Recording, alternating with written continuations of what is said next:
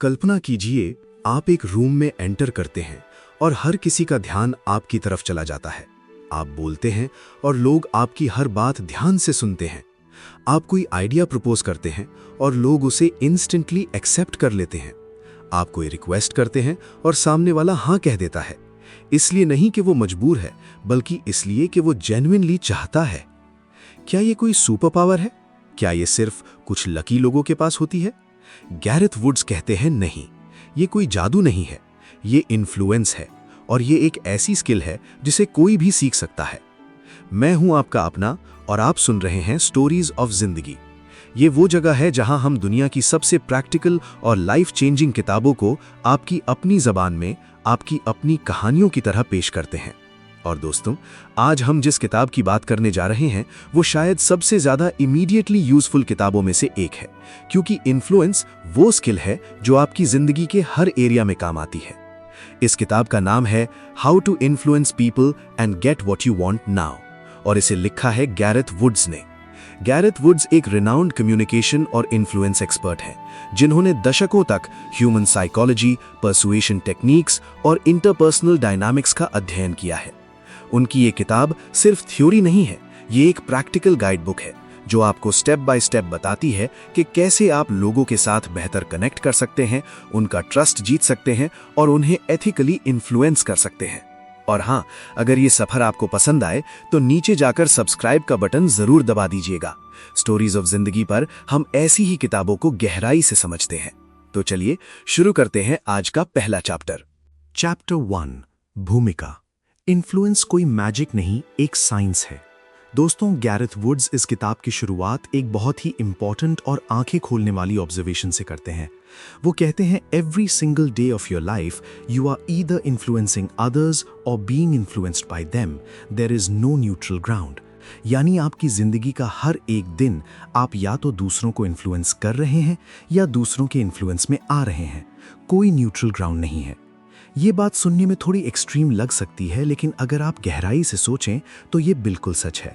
सुबह आपने जो आउटफिट पहना, क्या वो पूरी तरह आपकी अपनी चॉइस थी या किसी एड, किसी ट्रेंड, किसी कॉलीग के कमेंट से इन्फ्लुएंस थी?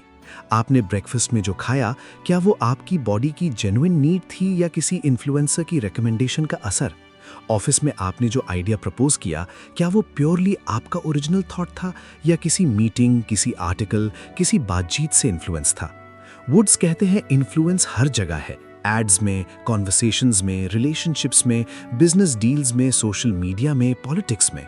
और जो लोग इन्फ्लुएंस की कला को समझते हैं वो अपनी जिंदगी के रिजल्ट्स को ड्रामेटिकली इंप्रूव कर पाते हैं, और जो नहीं समझते वो अक्सर दूसरों के एजेंडास के अकॉर्डिंग जी रहे होते हैं बिना उन्हें पता चले। वुड्स इस चैप्टर में एक बहुत ही इंपॉर्टेंट डिस्टिंक्शन करते हैं, इन्फ्लुएंस वर्सेस मैनिपुलेशन। ये डिफरेंस समझना बहुत ज़रूरी है, क्योंकि बहुत से लोग इन्फ्लुएंस शब्द सुनते ही अनकंफर्टेबल हो जाते हैं। उन्हें लगता है कि दूसरों को इन्फ्लुएंस करना माने उन्हें मैनिपुलेट करना, उनका फ़ायदा उठाना, उन्हें धोखा देना। लेकिन वुड्स कहते हैं, ऐसा बिल्कुल नहीं है। मैनिपुलेशन वो है जो सेल्फिश होती है, जो छुपी हुई होती है और जिसमें सिर्फ एक पक्ष का फ़ायदा होता है दूसरे पक्ष के नुकसान पर। इन्फ्लुएंस जब एथिकली किया जाए वो ट्रांसपेरेंट होता है, रिस्पेक्टफुल होता है और दोनों पक्षों के लिए बेनिफिशियल होता है। वुड्स एक पावरफुल एग्जाम्पल देते हैं।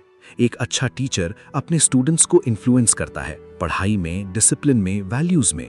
ये इन्फ्लुएंस है, मैनिपुलेशन नहीं।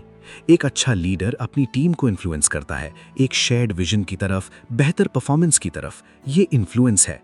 एक अच्छा पेरेंट अपने बच्चे को इन्फ्लुएंस करता है, अच्छी आदतों की तरफ, सही वैल्यूज की तरफ। ये इन्फ्लुएंस है।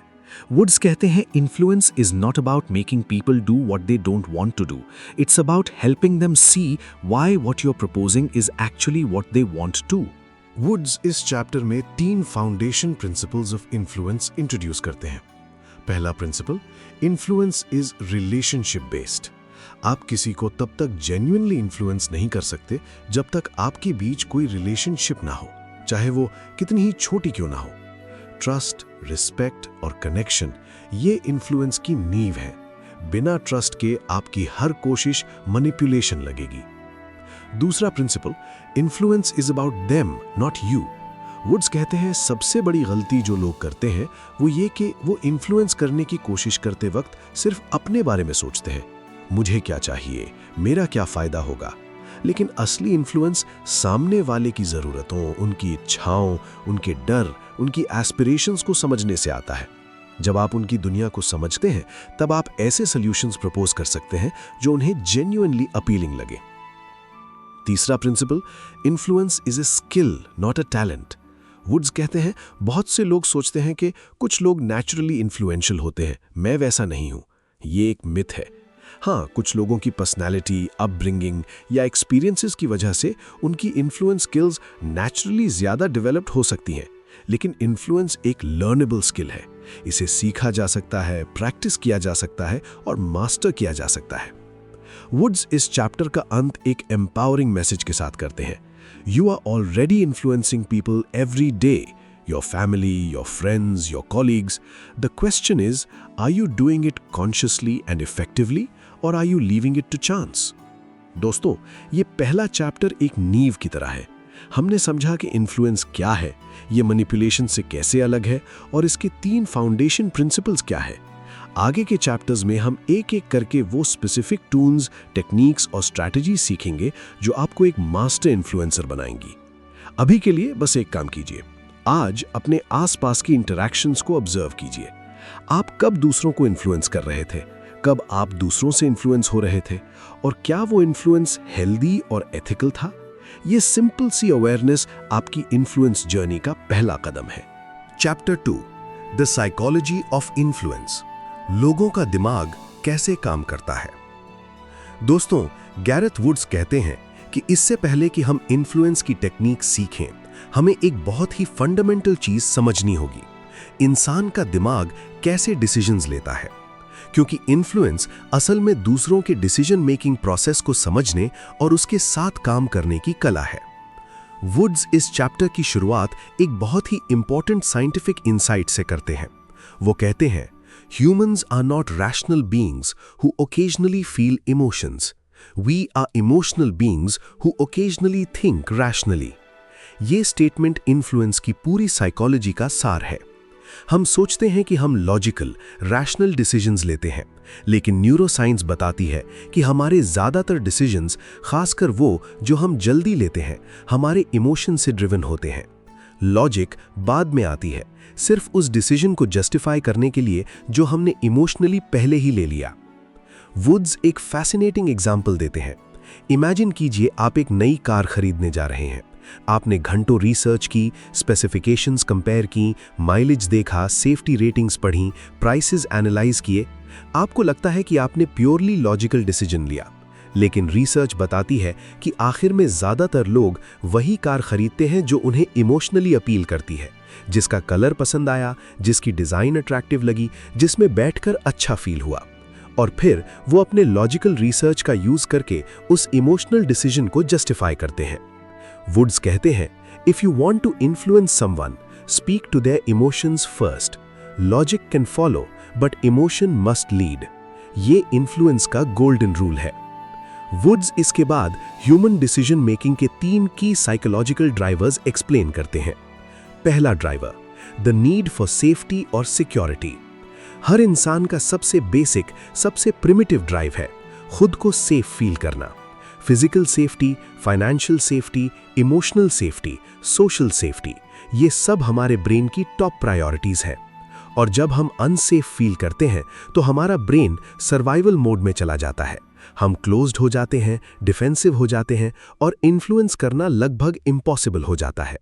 वुड्स कहते हैं, अगर आप किसी को इन्फ्लुएंस करना चाहते हैं तो सबसे पहले उन्हें सेफ फील कराएं, उनका ट्रस्ट जीतें, उन्हें दिखाएं कि आपकी प्रपोजल से उन्हें कोई नुकसान नहीं है, बल्कि फायदा ही फायदा है। दूसरा driver, the need for belonging और कनेक्शन। इंसान सोशल क्रीचर्स हैं, हम अकेले नहीं रह सकते। हमें एक ट्राइब, एक ग्रुप, एक कम्युनिटी का हिस्सा बनने की गहरी जरूरत है। वुड्स कहते हैं, यही वजह है कि सोशल प्रूफ इतना पावरफुल इन्फ्लुएंस टूल है। जब हम देखते हैं कि हमारे जैसे लोग कोई काम कर रहे हैं, कोई प्रोडक्ट यूज कर रहे हैं, किसी आइडिया को एक्सेप्ट कर रहे हैं, तो हम भी ऑटोमेटिकली उसी तरफ इंक्लाइंड हो जाते हैं। तीसरा driver, the need for significance और स्टेटस। हर इंसान चाहता है कि उसे इम्पोर्टेंट फील हो, उसकी वैल्यू हो, उसका कंट्रीब्यूशन मैटर करता हो। वुड्स कहते हैं, जब आप किसी को जेन्युइनली महत्व देते हैं, उनकी राय पूछते हैं, उनके कंट्रीब्यूशन को एक्नॉलेज करते हैं, तो आप उनके इस डीप नीड को सैटिस्फाई कर रहे हैं। और जो व्यक्ति इस नीड को सैटिस्फाई करता है, उसका इन्फ्लुएंस ऑटोमेटिकली बढ़ जाता है। वुड्स इस चैप्टर में द 3 ब्रेन्स का कॉन्सेप्ट भी इंट्रोड्यूस करते हैं, एक पावरफुल फ्रेमवर्क जो इन्फ्लुएंस की साइकोलॉजी को और गहराई से समझाता है। The reptilian brain, survival brain, ये हमारे ब्रेन का सबसे पुराना, सबसे प्रिमिटिव हिस्सा है। इसका काम है सर्वाइवल, खतरे को पहचानो और या तो भागो या लड़ो। ये ब्रेन हिस्सा बहुत फास्ट है, लेकिन बहुत सिंपलिस्टिक भी। जब कोई आपको इन्फ्लुएंस करने की कोशिश करता है और आपका रेप्टिलियन ब्रेन थ्रेट डिटेक्ट करता है, तो आप ऑटोमेटिकली रेजिस्ट करने लगते हैं, चाहे लॉजिकली वो प्रपोजल कितनी भी अच्छी क्यों ना हो। The limbic brain, emotional brain, ये ब्रेन हिस्सा इमोशंस, मेमोरीज और सोशल कनेक्शंस को प्रोसेस करता है। ये वो हिस्सा है जो तय करता है कि हम किसी को पसंद करते हैं या नहीं, हम किससे ट्रस्ट करते हैं या नहीं। इन्फ्लुएंस के लिए ये सबसे इंपॉर्टेंट ब्रेन है, क्योंकि ज्यादातर डिसीजंस यहीं से आते हैं। द नियोकॉर्टेक्स, रैशनल ब्रेन, ये ब्रेन का सबसे नया, सबसे एडवांस्ड हिस्सा है। लॉजिक, एनालिसिस, प्लानिंग और रैशनल थिंकिंग का सेंटर। लेकिन ये स्लो है और एनर्जी इंटेंसिव है, और ज्यादातर समय ये सिर्फ उन डिसीजंस को जस्टिफाई करता है जो रेप्टिलियन और लिम्बिक ब्रेन ने पहले ही ले लिए हैं। वुड्स कहते हैं, most people try to influence the neocortex with facts, logic, and rational arguments. But the most effective influencers speak to the limbic brain with emotions, stories, and genuine connection. दोस्तों, इस chapter का सबसे important lesson ये है: If you want to influence someone, stop trying to win their logic. Start by winning their heart. The mind will follow.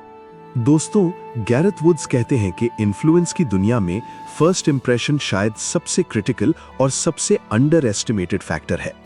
Research बताती है कि लोग किसी से मिलने के पहले 7 सेकंड के अंदर उसके बारे में एक लास्टिंग ओपिनियन बना लेते हैं, और एक बार ये ओपिनियन बन जाए तो इसे बदलना बहुत मुश्किल होता है, क्योंकि हमारा ब्रेन कॉन्फर्मेशन बायस के तहत बाद में सिर्फ वही इंफॉर्मेशन एक्सेप्ट करता है जो हमारी पहली इंप्रेशन को सपोर्ट करे।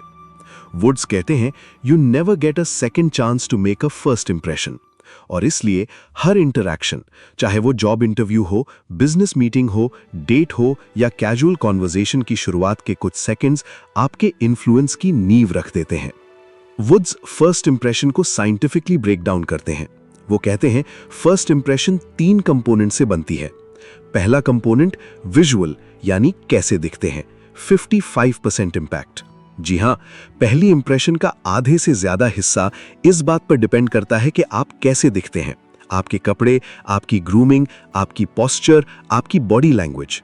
वुड्स क्लैरिफाई करते हैं, इसका मतलब ये नहीं कि आपको एक्सपेंसिव क्लोथ्स पहनने हैं या मॉडल जैसा दिखना है। इसका मतलब ये है कि आपको अप्रोप्रिएट दिखना है, सिचुएशन के हिसाब से, क्लीन, वेल ग्रूम्ड और कॉन्फिडेंट पोस्चर के साथ। दूसरा कंपोनेंट वोकल, यानी कैसे बोलते हैं, 38% इंपैक्ट। आपकी आवाज का टोन, आपकी स्पीड, आपकी पिच, आपकी क्लैरिटी, ये सब आपके शब्दों से ज्यादा इंपैक्ट डालते हैं। एक कॉन्फिडेंट, वार्म और क्लियर वॉइस इंस्टेंटली ट्रस्ट और क्रेडिबिलिटी बिल्ड करती है। एक नर्वस, शेकी या monotonous voice instantly negative impression देती है। तीसरा कंपोनेंट वर्बल, यानी क्या बोलते हैं, 7% इंपैक्ट। ये शॉकिंग है, लेकिन रिसर्च यही कहती है। आपके एक्चुअल वर्ड्स पहली इंप्रेशन का सिर्फ 7% हिस्सा है, बाकी 93% आपकी विजुअल और वोकल प्रेजेंटेशन से आता है। वुड्स फर्स्ट इंप्रेशन को मैक्सिमाइज करने के लिए 7 प्रैक्टिकल टिप्स देते हैं। Tip 1, the entrance. जब आप किसी रूम में एंटर करें तो कॉन्फिडेंटली, पर्पसफुली एंटर करें। झिझक कर, धीरे धीरे या अनसर्टनली मत जाएं। शोल्डर्स बैक, चेस्ट ओपन, चिन स्लाइटली अप और एक काम, कॉन्फिडेंट वॉक के साथ अंदर आएं। Tip 2, the smile. वुड्स कहते हैं, एक जेन्युइन वार्म स्माइल जो आंखों तक पहुंचे, single most powerful first impression tool है। जैसे ही आप किसी से मिलें, एक ऑथेंटिक स्माइल दें। ये इमीडिएटली वार्मथ और अप्रोचेबिलिटी क्रिएट करता है। Tip 3, eye contact. वुड्स कहते हैं आंखें मिलाकर बात करना कॉन्फिडेंस और ऑनेस्टी का यूनिवर्सल सिग्नल है। जब आप किसी से पहली बार मिलें तो उनकी आंखों में देखें, ना स्टेरिंग ना शिफ्टी, बल्कि comfortable warm eye contact. Tip 4, the handshake. एक फर्म लेकिन बोन क्रशिंग नहीं, ब्रीफ 2-3 सेकंड्स का और आई कॉन्टैक्ट के साथ हैंडशेक, ये प्रोफेशनलिज्म और कॉन्फिडेंस का क्लासिक सिग्नल है। Tip 5, the introduction. जब आप अपना नाम बताएं तो क्लियरली, स्लोली और कॉन्फिडेंटली बताएं और सामने वाले का नाम सुने और उसे कन्वर्सेशन में 1-2 बार यूज करें। ये पर्सनल कनेक्शन बनाता है। Tip 6, open body language. Arms crossed मत करें, शोल्डर्स टेंस मत करें, फिजिट मत करें। ओपन रिलैक्स्ड पोस्चर रखें, hands visible, body slightly forward leaning, interest दिखाने के लिए। Tip 7, be present. वुड्स कहते हैं सबसे बड़ा इन्फ्लुएंस किलर है डिस्ट्रैक्शन। जब आप किसी से मिलें तो फोन दूर रखें, इधर उधर ना देखें, सिर्फ और सिर्फ उस व्यक्ति पर फोकस करें। ये जेन्युइन रिस्पेक्ट और इंटरेस्ट दिखाता है और लोग इसे फील करते हैं। वुड्स इस चैप्टर का अंत एक पावरफुल रिमाइंडर के साथ करते हैं। Your first impression is not about you, it's about how you make the other person feel. Make them feel respected, valued and comfortable, and they'll be open to your influence from the very first moment. दोस्तों, आज से अपनी हर पहली मुलाकात में इन 7 tips को consciously apply करें और देखें कि कैसे आपका इन्फ्लुएंस पहले ही पल से बढ़ना शुरू हो जाता है। Chapter 4, listening. सुनना सीखो, यही सबसे बड़ा इन्फ्लुएंस टूल है। दोस्तों, गैरेथ वुड्स कहते हैं कि ज्यादातर लोग सोचते हैं कि इन्फ्लुएंस करने का मतलब है अच्छा बोलना, कन्विंसिंग आर्ग्यूमेंट्स देना और दूसरों को अपनी बात से प्रभावित करना। लेकिन वुड्स कहते हैं the most influential people are not the best talkers, they are the best listeners. ये स्टेटमेंट काउंटर इंट्यूटिव लग सकता है, लेकिन ये इन्फ्लुएंस की सबसे गहरी सच्चाइयों में से एक है और वुड्स इसे साइंटिफिकली और प्रैक्टिकली दोनों तरीकों से एक्सप्लेन करते हैं। वुड्स कहते हैं कि जब आप किसी को जेन्युइनली, डीपली सुनते हैं तो मल्टीपल साइकोलॉजिकल शिफ्ट्स होते हैं।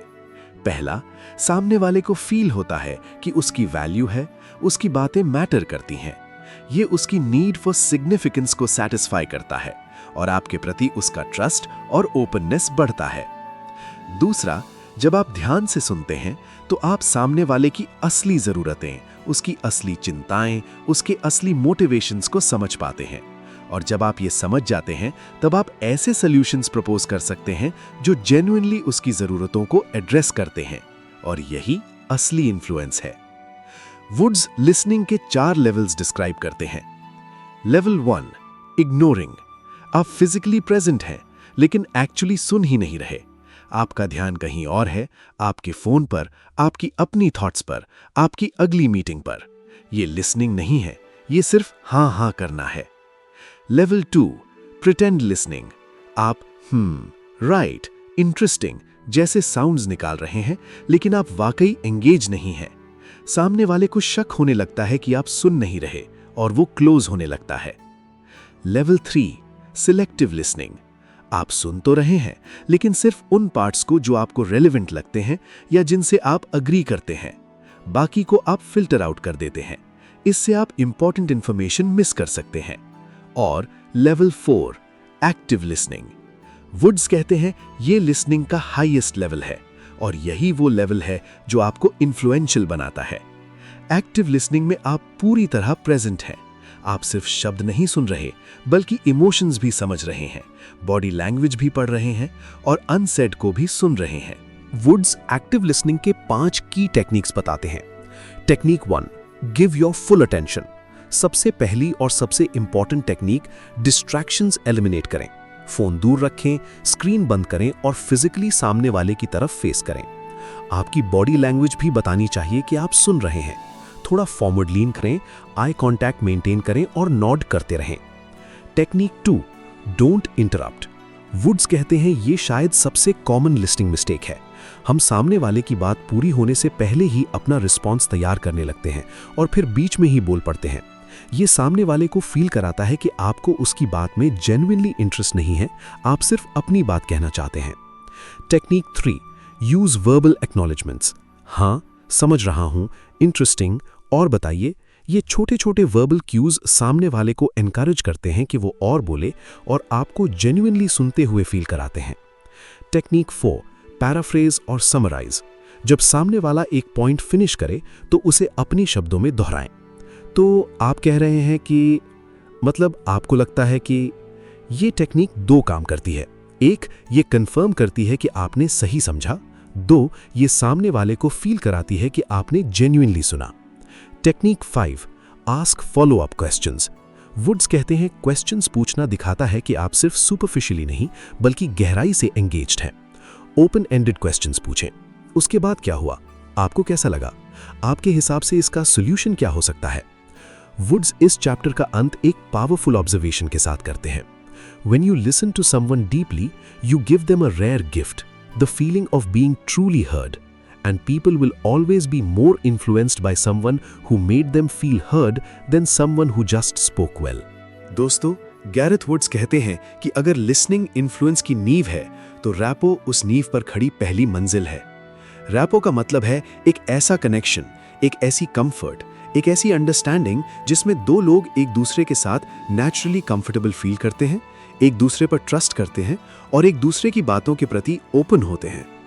वुड्स कहते हैं, without rapport influence is almost impossible, with rapport influence becomes almost effortless. और सबसे अच्छी बात, रैपो को साइंटिफिकली बिल्ड किया जा सकता है। ये कोई मैजिक नहीं है, ये स्पेसिफिक टेक्निक्स का एक सेट है। वुड्स रैपो बिल्डिंग की 5 की टेक्निक्स डिटेल में बताते हैं। टेक्निक नंबर 1, मिररिंग और मैचिंग। वुड्स कहते हैं, जब हम किसी को पसंद करते हैं तो हम नेचुरली उनकी बॉडी लैंग्वेज, उनके टोन, उनकी पेस को अनकॉन्शियसली कॉपी करने लगते हैं। इसे आप कॉन्शियसली भी कर सकते हैं, और जब आप करते हैं तो सामने वाला आपको ज्यादा पसंद करने लगता है। मिरर करें उनकी पोस्चर, उनके जेस्चर्स, सटली, एग्जैक्टली नहीं, उनकी स्पीकिंग पेस, उनका एनर्जी लेवल। लेकिन ध्यान रखें, ये सटल होना चाहिए, ऑब्वियस नहीं।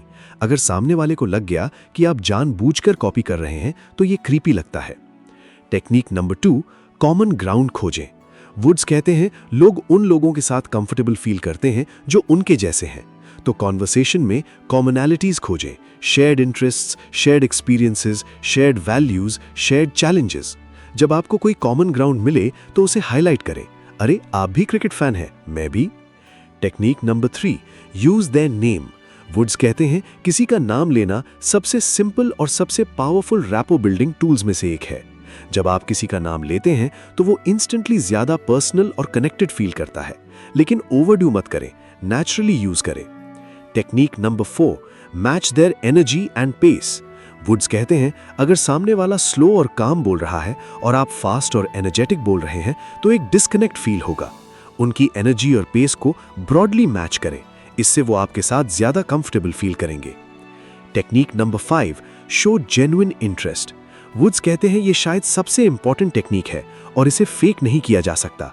लोगों में जेन्युइनली इंटरेस्टेड रहें, उनके बारे में जानने की कोशिश करें, उनकी कहानी, उनके एक्सपीरियंसेस, उनके ड्रीम्स। जब आप जेन्युइनली इंटरेस्टेड होते हैं तो रैपो अपने आप बिल्ड होता है। वुड्स रैपो के एक पावरफुल लिटमस टेस्ट के बारे में भी बताते हैं, the test of rapport. When you have genuine rapport, the other person will start mirroring you back. If you lean forward, they lean forward. If you smile, they smile. If they are not mirroring back, rapport hasn't been built yet. दोस्तों, woods का इस chapter का key message है, People don't care how much you know until they know how much you care. Build rapport first, influence later. Chapter 6, understanding needs. लोग क्या चाहते हैं ये जानो। दोस्तों, गैरेथ वुड्स कहते हैं कि इन्फ्लुएंस की सबसे बड़ी की में से एक है दूसरों की ज़रूरतों को समझना। जब तक आप नहीं जानते कि सामने वाला एक्चुअली क्या चाहता है, तब तक आप उसे इफेक्टिवली इन्फ्लुएंस नहीं कर सकते। आप चाहे कितनी भी अच्छी आर्ग्यूमेंट्स दें, कितनी भी परसुएसिव भाषा यूज़ करें, अगर वो सामने वाले की कोर नीड्स को एड्रेस नहीं कर रही तो वो बेकार जाएंगी। वुड्स इस चैप्टर की शुरुआत मैस्लोज हायरार्की ऑफ नीड्स से करते हैं, साइकोलॉजी का एक फंडामेंटल फ्रेमवर्क जो ह्यूमन नीड्स को 5 लेवल्स में डिवाइड करता है। वुड्स कहते हैं, हर इंसान हर मोमेंट पर इनमें से किसी न किसी लेवल की नीड से ड्रिवन हो रहा होता है, और अगर आप आइडेंटिफाई कर सकें कि सामने वाला किस लेवल पर है, तो आप अपना इन्फ्लुएंस अप्रोच उसी हिसाब से टेलर कर सकते हैं। लेवल 1, फिजियोलॉजिकल नीड्स, भूख, प्यास, नींद, आश्रय। जब कोई इस लेवल पर होता है, जैसे कोई बहुत गरीब व्यक्ति या कोई डिजास्टर सर्वाइवर, तो उसकी सारी एनर्जी सिर्फ बेसिक सर्वाइवल में लगी होती है। ऐसे व्यक्ति को आप फिलॉसफी, सेल्फ एक्चुअलाइजेशन या लॉन्ग टर्म गोल से इन्फ्लुएंस नहीं कर सकते। आपको उसकी इमीडिएट बेसिक नीड्स को एड्रेस करना होगा। Level 2, safety needs, security, stability, health, financial safety. ज्यादातर लोग अपनी डेली लाइफ में इसी लेवल पर होते हैं। वो जॉब सिक्योरिटी चाहते हैं, फाइनेंशियल स्टेबिलिटी चाहते हैं, अपने और अपने परिवार की सेफ्टी चाहते हैं। वुड्स कहते हैं, अगर आप किसी को इन्फ्लुएंस करना चाहते हैं तो उन्हें दिखाएं कि आपकी प्रपोजल उनकी सेफ्टी, उनकी स्टेबिलिटी को कैसे बढ़ाएगी। लेवल 3, बिलोंगिंग नीड्स, प्यार, दोस्ती, कम्युनिटी, कनेक्शन। वुड्स कहते हैं ये एक बहुत पावरफुल लेवल है। लोगों को चाहिए कि वो किसी ग्रुप का हिस्सा हों, कोई उनसे प्यार करे, कोई उन्हें अंडरस्टैंड करे। जब आप किसी को ये फील कराते हैं कि आप हमारे साथ हैं, आप इस ट्राइब का हिस्सा हैं, तो उनका आपके प्रति ट्रस्ट और लॉयल्टी बहुत बढ़ जाता है। लेवल 4, एस्टीम नीड्स, सम्मान, रिकग्निशन, अचीवमेंट, स्टेटस। हर इंसान चाहता है कि उसे रिस्पेक्ट मिले, उसकी अचीवमेंट्स को एक्नॉलेज किया जाए। वुड्स कहते हैं जेन्युइन एप्रिसिएशन और रिकग्निशन ये इन्फ्लुएंस के 2 सबसे अंडर यूज्ड टूल्स हैं। लेवल 5, सेल्फ एक्चुअलाइजेशन, अपनी पूरी पोटेंशियल तक पहुंचना, ग्रोथ, पर्पस। वुड्स कहते हैं ये हाईएस्ट लेवल है। जो लोग इस लेवल पर होते हैं वो मटेरियल चीजों से ज्यादा मीनिंग और पर्पस से इन्फ्लुएंस्ड होते हैं। वुड्स कहते हैं the art of influence is the art of identifying which need is driving the other person right now and speaking directly to that need. Chapter 7, the power of questions, सही सवाल पूछना सीखो। दोस्तों, Gareth Woods कहते हैं कि ज्यादातर लोग सोचते हैं कि इन्फ्लुएंस करने का मतलब है बताना, समझाना, कन्विंस करना। लेकिन वुड्स कहते हैं the most powerful influencers don't tell, they ask. Woods समझाते हैं कि क्वेश्चंस इन्फ्लुएंस का एक ऐसा टूल है जो एक साथ कई काम करता है। जब आप कोई क्वेश्चन पूछते हैं तो आप सामने वाले का ध्यान उस स्पेसिफिक टॉपिक पर डायरेक्ट कर देते हैं। आप उसे सोचने पर मजबूर कर देते हैं, आप उसे एंगेज कर लेते हैं। और सबसे जरूरी, जब कोई व्यक्ति खुद किसी कंक्लूजन पर पहुंचता है आपके केयरफुली पूछे गए क्वेश्चंस के जरिए, तो वो उस कंक्लूजन को ज्यादा स्ट्रांगली एक्सेप्ट करता है, बजाय इसके कि आपने वो कंक्लूजन उसे डायरेक्टली बता दिया होता। वुड्स 2 टाइप्स के क्वेश्चंस एक्सप्लेन करते हैं। क्लोज्ड क्वेश्चंस, ये वो क्वेश्चंस हैं जिनका जवाब हाँ या ना में या बहुत शॉर्ट में दिया जा सकता है। क्या आपको ये पसंद आया? क्या आप अग्री करते हैं? वुड्स कहते हैं क्लोज क्वेश्चंस का अपना यूज है जब आप किसी स्पेसिफिक पॉइंट पर कॉन्फर्मेशन चाहते हैं या कॉन्वर्सेशन को क्विकली क्लोज करना चाहते हैं। लेकिन इन्फ्लुएंस के लिए ये लिमिटेड है। ओपन एंडेड क्वेश्चंस, ये वो क्वेश्चंस हैं जो सामने वाले को सोचने, इलैबोरेट करने और अपनी फीलिंग्स, ओपिनियंस और आइडियाज शेयर करने पर मजबूर करते हैं। आपको इस बारे में क्या लगता है? आपके हिसाब से इसका बेस्ट सोल्यूशन क्या होगा? आपने ये डिसीजन क्यों लिया? वुड्स कहते हैं ओपन एंडेड क्वेश्चंस इन्फ्लुएंस के लिए बहुत ज्यादा पावरफुल है, क्योंकि ये सामने वाले की असली थिंकिंग को रिवील करते हैं और उसे कॉन्वर्सेशन में एक्टिवली एंगेज करते हैं। वुड्स द सोक्रेटिक मेथड के बारे में भी बताते हैं। सोक्रेटिस, प्राचीन ग्रीक फिलोसोफर, लोगों को इन्फ्लुएंस या कन्विंस करने के लिए सिर्फ क्वेश्चंस का यूज करते थे। वो एक क्वेश्चन पूछते, फिर जवाब के आधार पर अगला क्वेश्चन, फिर अगला, और धीरे धीरे क्वेश्चंस की इस चेन के जरिए सामने वाला खुद उस कंक्लूजन पर पहुंच जाता जो सोक्रेटिस चाहते थे। वुड्स कहते हैं when you tell someone something they may doubt it, when they discover it themselves through your questions they own it। दोस्तों, गैरेथ वुड्स कहते हैं कि फैक्ट्स और डेटा इन्फ्लुएंस के लिए जरूरी हैं, लेकिन अकेले काफी नहीं है। असली इन्फ्लुएंस स्टोरी से आता है। वुड्स कहते हैं facts tell, stories sell. Facts inform, stories inspire. Facts can be forgotten, stories are remembered forever. ये सिर्फ एक कैची फ्रेज नहीं है, इसके पीछे सॉलिड न्यूरोसाइंस है। वुड्स समझाते हैं कि जब हम फैक्ट्स और डेटा सुनते हैं तो हमारे ब्रेन के सिर्फ language processing areas, Broca's area और वर्निकेज एरिया एक्टिवेट होते हैं। लेकिन जब हम एक अच्छी स्टोरी सुनते हैं तो हमारी ब्रेन के कई हिस्से एक साथ एक्टिवेट हो जाते हैं। सेंसरी कॉर्टेक्स एक्टिवेट होता है, हम एक्चुअली विजुअलाइज करने लगते हैं कि क्या हो रहा है। मोटर कॉर्टेक्स एक्टिवेट होता है, हम लगभग फिजिकली फील करने लगते हैं कि स्टोरी में डिस्क्राइब्ड एक्शंस हो रही हैं। इमोशनल सेंटर्स एक्टिवेट होते हैं, हम खुश, दुखी, एक्साइटेड या स्कैर्ड फील करने लगते हैं।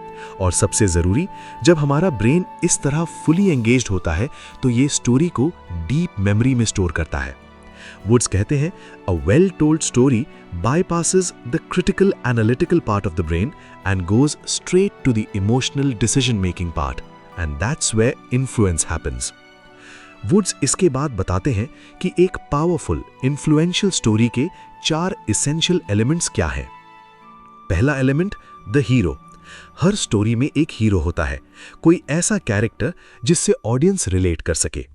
वुड्स कहते हैं, इन्फ्लुएंस के कॉन्टेक्स्ट में ये हीरो या तो आप खुद हो सकते हैं, आपकी अपनी एक्सपीरियंस की स्टोरी, या कोई ऐसा व्यक्ति जो आपकी ऑडियंस के सिमिलर हो। जब ऑडियंस हीरो में खुद को देखती है तो वो इमोशनली इन्वेस्ट करने लगती है। दूसरा एलिमेंट, द स्ट्रगल। एक गुड स्टोरी में हीरो के सामने कोई चैलेंज, कोई ऑब्स्टिकल, कोई प्रॉब्लम होती है। वुड्स कहते हैं, बिना स्ट्रगल के स्टोरी फ्लैट और अनइंटरेस्टिंग होती है। स्ट्रगल ही है जो टेंशन क्रिएट करती है, क्यूरियोसिटी जगाती है और ऑडियंस को एंगेज रखती है। तीसरा element, the transformation. Hero struggle के थ्रू कैसे बदलता है, उसने क्या सीखा, वो कैसे पहले से अलग हो गया। वुड्स कहते हैं, ये ट्रांसफॉर्मेशन ही स्टोरी का दिल है और यही वो हिस्सा है जो ऑडियंस को इंस्पायर करता है। चौथा एलिमेंट, द रेजोल्यूशन और द लेसन। स्टोरी का एंड कैसे हुआ और इससे क्या लेसन मिलता है। वुड्स कहते हैं, एक इन्फ्लुएंशियल स्टोरी में लेसन को एक्सप्लिसिटली स्टेट करने की जरूरत नहीं होती। अगर स्टोरी अच्छी है तो ऑडियंस खुद लेसन निकाल लेगी, लेकिन कभी-कभी लेसन को क्लियरली आर्टिकुलेट करना भी इफेक्टिव होता है। वुड्स इस चैप्टर का अंत एक प्रैक्टिकल एक्सरसाइज के साथ करते हैं। वो कहते हैं, think of 3 personal stories from your life, one about a failure you learned from, one about a success you achieved, and one about a person who changed your life. Practice telling these stories. These will become your most powerful influence tools. दोस्तों, आज से अपने conversations में stories का use करना शुरू करें। जब आप कोई पॉइंट बनाना चाहें तो सिर्फ फैक्ट मत बताइए, उस फैक्ट के आसपास एक स्टोरी बुनिए और देखिए कि कैसे आपका इन्फ्लुएंस बढ़ने लगता है। Chapter 9, emotional intelligence. भावनाओं को समझो और यूज करो। दोस्तों, गैरेथ वुड्स कहते हैं कि इन्फ्लुएंस की दुनिया में इमोशनल इंटेलिजेंस यानी EQ शायद IQ से भी ज्यादा इंपॉर्टेंट है। आप कितने भी इंटेलिजेंट क्यों ना हो, कितने भी अच्छी आर्ग्यूमेंट्स क्यों ना बना लें, अगर आपको अपनी और दूसरों की इमोशंस को समझना और मैनेज करना नहीं आता तो आपका इन्फ्लुएंस हमेशा लिमिटेड रहेगा। वुड्स इस चैप्टर की शुरुआत EQ की एक सिंपल डेफिनेशन से करते हैं। वो कहते हैं, emotional intelligence is the ability to recognise, understand and manage your own emotions and to recognize, understand and influence the emotions of others. और ये आखिरी part, influence the emotions of others, वही है जो EQ को influence का एक core component बनाता है। वुड्स EQ के 4 कंपोनेंट्स डिटेल में समझाते हैं जो साइकोलॉजिस्ट डैनियल गोलमैन के फेमस मॉडल पर बेस्ड है। पहला कंपोनेंट, सेल्फ अवेयरनेस, अपनी भावनाओं को पहचानना। वुड्स कहते हैं, आप दूसरों की इमोशंस को तब तक इफेक्टिवली मैनेज नहीं कर सकते जब तक आप अपनी खुद की इमोशंस को पहचानना और समझना न सीख लें। आप इस वक्त क्या फील कर रहे हैं, क्यों फील कर रहे हैं, आपकी इमोशन आपके बिहेवियर को कैसे इफेक्ट कर रही है। ये सेल्फ अवेयरनेस EQ की नींव है। वुड्स एक प्रैक्टिकल एक्सरसाइज बताते हैं, the pause and label technique. दिन में 3-4 बार रुकें और खुद से पूछें, इस वक्त मैं क्या फील कर रहा हूं, और फिर उस फीलिंग को एक लेबल दें। मैं फ्रस्ट्रेटेड हूं, मैं एंग्शियस हूं, मैं एक्साइटेड हूं। ये सिंपल सी प्रैक्टिस आपकी सेल्फ अवेयरनेस को ड्रामेटिकली बढ़ा सकती है। दूसरा कंपोनेंट, सेल्फ मैनेजमेंट, अपनी भावनाओं को कंट्रोल करना। वुड्स कहते हैं, इमोशंस को फील करना ठीक है, लेकिन उन्हें आपके बिहेवियर को कंट्रोल नहीं करना चाहिए। गुस्से में चिल्लाना, डर में फ्रीज हो जाना, एक्साइटमेंट में इंपल्सिव डिसीजंस लेना, ये सब पुअर सेल्फ मैनेजमेंट के साइंस हैं। वुड्स कहते हैं सेल्फ मैनेजमेंट का मतलब है अपनी इमोशनल रिएक्शंस को रेगुलेट करना ताकि आप सिचुएशन के अनुसार अप्रोप्रिएट रिस्पॉन्स दे सकें, ना कि सिर्फ रिएक्ट करें। तीसरा कंपोनेंट सोशल अवेयरनेस, दूसरों की भावनाओं को पढ़ना। वुड्स कहते हैं ये इन्फ्लुएंस के लिए सबसे क्रिटिकल स्किल है। सोशल अवेयरनेस का मतलब है दूसरों की इमोशंस, उनकी ज़रूरतें, उनकी अनस्पोकन कंसर्न्स को पिकअप करने की एबिलिटी। ये body language, tone of voice, facial expressions और कॉन्टेक्स्ट को पढ़ने से आता है। वुड्स कहते हैं हाईली इन्फ्लुएंशियल लोग कमरे में एंटर करते ही वहाँ के इमोशनल एटमॉस्फेयर को फील कर लेते हैं। कौन स्ट्रेस्ड है, कौन एक्साइटेड है, कौन अनकंफर्टेबल है। चौथा कंपोनेंट रिलेशनशिप मैनेजमेंट, दूसरों की भावनाओं को इन्फ्लुएंस करना। वुड्स कहते हैं ये EQ का हाईएस्ट लेवल है। एक बार जब आप दूसरों की इमोशंस को पढ़ लेते हैं तो आप उन्हें पॉजिटिवली इन्फ्लुएंस कर सकते हैं। आप किसी स्ट्रेस्ड पर्सन को काम कर सकते हैं, किसी डीमोटिवेटेड पर्सन को इंस्पायर कर सकते हैं, किसी एंग्री पर्सन को डिफ्यूज कर सकते हैं। वुड्स EQ को इन्फ्लुएंस में यूज करने के लिए 3 प्रैक्टिकल टिप्स देते हैं। Tip number 1, empathy first. Woods कहते हैं किसी को भी इन्फ्लुएंस करने से पहले उनकी सिचुएशन को उनके पर्सपेक्टिव से समझने की कोशिश करें। अगर मैं उनकी जगह होता तो मुझे कैसा लगता? ये सिंपल सा क्वेश्चन आपको सही अप्रोच खोजने में मदद करता है। Tip number 2, validate their emotions. Woods कहते हैं जब कोई इमोशनल हो तो तुरंत सॉल्यूशंस मत देना शुरू कर दें, पहले उनकी फीलिंग्स को एक्नॉलेज करें। मैं समझ सकता हूं कि आप फ्रस्ट्रेटेड क्यों हैं, ये सिचुएशन सच में मुश्किल है। वैलिडेशन रेजिस्टेंस को पिघला देता है और इन्फ्लुएंस का रास्ता खोलता है। Tip number 3, stay calm under pressure. Woods कहते हैं सबसे इन्फ्लुएंशियल लोग वो होते हैं जो केओस और प्रेशर में भी काम रहते हैं। जब आप काम रहते हैं तो आप दूसरों के लिए एक इमोशनल एंकर बन जाते हैं और वो नेचुरली आपकी तरफ देखने लगते हैं। वुड्स इस चैप्टर का अंत एक पावरफुल स्टेटमेंट के साथ करते हैं, IQ gets you in the room, EQ makes you influential in the room. दोस्तों, आज से अपनी EQ पर काम करना शुरू करें। अपनी इमोशंस को पहचानें, उन्हें मैनेज करें, दूसरों की इमोशंस को पढ़ें और उन्हें पॉजिटिवली इन्फ्लुएंस करें। यही असली इन्फ्लुएंस की कला है। चैप्टर 10, बॉडी लैंग्वेज और नॉन वर्बल इन्फ्लुएंस। दोस्तों, गैरेथ वुड्स कहते हैं कि हम चाहे कितने भी अच्छे शब्द बोल लें, हमारी बॉडी लैंग्वेज हमेशा हमारे शब्दों से ज्यादा जोर से बोलती है और इन्फ्लुएंस के कॉन्टेक्स्ट में बॉडी लैंग्वेज का रोल और भी क्रिटिकल हो जाता है। वुड्स कहते हैं you can have the most persuasive words in the world, but if your body language is weak, nervous और incongruent, your words will fall flat. Woods इस चैप्टर की शुरुआत एक फेमस रिसर्च स्टडी से करते हैं। साइकोलॉजिस्ट एल्बर्ट मेहरेबियन ने पाया कि फेस टू फेस कम्युनिकेशन में हमारी मैसेज का इम्पैक्ट 3 सोर्सेस से आता है, 7% वर्ड से, 38% टोन ऑफ वॉइस से और 55% बॉडी लैंग्वेज से। वुड्स कहते हैं ये नंबर्स हर सिचुएशन में एग्जैक्टली अप्लाई नहीं होते, लेकिन ये बहुत क्लियरली एक पॉइंट इलस्ट्रेट करते हैं। Non verbal communication verbal communication से कहीं ज्यादा पावरफुल है। वुड्स नॉन वर्बल इन्फ्लुएंस के 5 की एस्पेक्ट्स डिटेल में समझाते हैं। पहला एस्पेक्ट, पोस्चर, कैसे खड़े हैं, कैसे बैठे हैं। वुड्स कहते हैं आपकी पोस्चर आपके कॉन्फिडेंस और आपकी अथॉरिटी का सबसे इमीडिएट सिग्नल है। एक open upright posture, shoulders back, chest open, spine straight, confidence project करती है।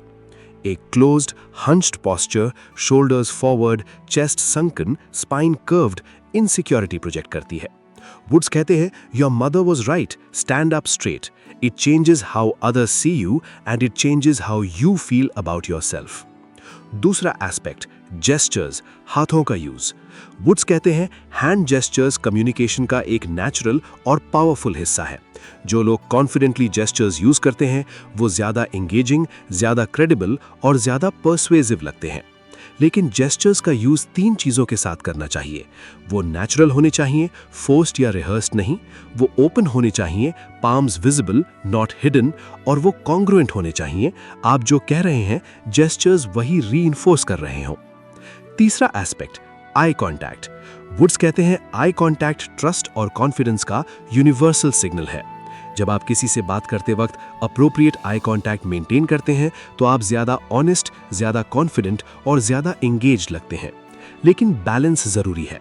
बहुत कम आई कांटेक्ट शिफ्टी और अनट्रस्टवर्दी लगता है और बहुत ज्यादा आई कांटेक्ट अग्रेसिव और इंटिमिडेटिंग लग सकता है। वुड सजेस्ट करते हैं 60 to 70% आई कांटेक्ट मेंटेन करें, जितना नेचुरल और कंफर्टेबल लगे।